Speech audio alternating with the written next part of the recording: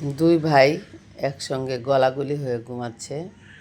কারণ গত রাতে বৃষ্টি হয়েছিল, বৃষ্টি হয়েছে দেখে একটু ঠান্ডা ঠান্ডা ভাবের জন্যই এমনিতে উদাম গায়ে শুয়ে থাকে, আজকে ঠান্ডা ভাব, এই জন্য এখন দুই ভাই চাদর গায়ে দিয়ে তারপরে ঘুমাচ্ছে, গলাগলি হয়ে শুয়ে আছে, দেখেন না?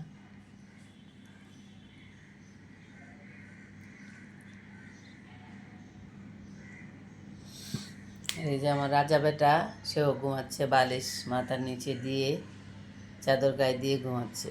মানে তাদের একটু ঠান্ডা লাগলেই কাপড় গায়ে দিয়ে ঘুমাতে হবে, আর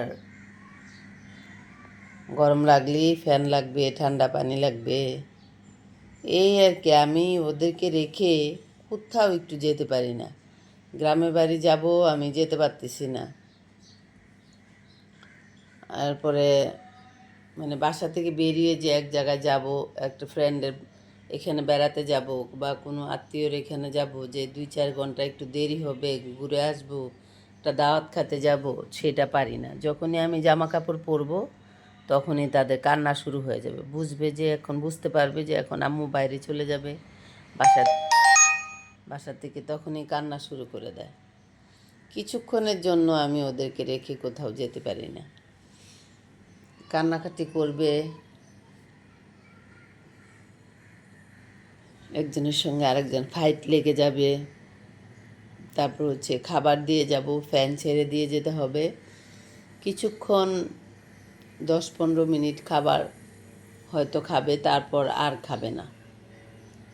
সে খাবার ফ্যানের বাতাসে শুকিয়ে যাবে, তারপরে ওই খাবার আর কখনো মুখ দিবে না। মানে ওদেরকে নিয়ে আমি ছোট বাচ্চাদের মতো পালছি, ওদেরকে নিয়ে আমার অনেক পরিশ্রম, অনেক কষ্ট। রাতে 3টার দিকে শুইছি, তারপর আবারও তারা খাবে, আবারও উঠে তাদেরকে আবারও খাবার দিছি। এখন এক একজন এক এক জায়গায় শুয়ে আছে। 8টার দিকে এই খাবার দেওয়া হয়েছে, এখন এই খাবার শুকিয়ে গেছে, এই খাবার আর খাবে না, এগুলা ফেলে দিতে হবে। এই যে বন্ধন বসে আছে, বসে কান্না করতেছে, মামা করে ডাকছে। এখন এই প্লেট খালি করে পরিষ্কার করে তারপরে আবার তাদেরকে খেতে দিতে হবে। এই যে একজন বসে আছে, বসে আছে।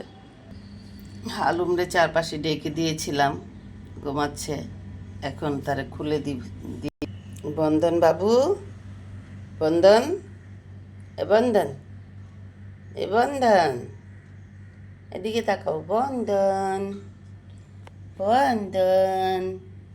মন খারাপ, অনেকক্ষণ আমাকে ডাকছে, এখন শান্ত হয়ে বসে আছে।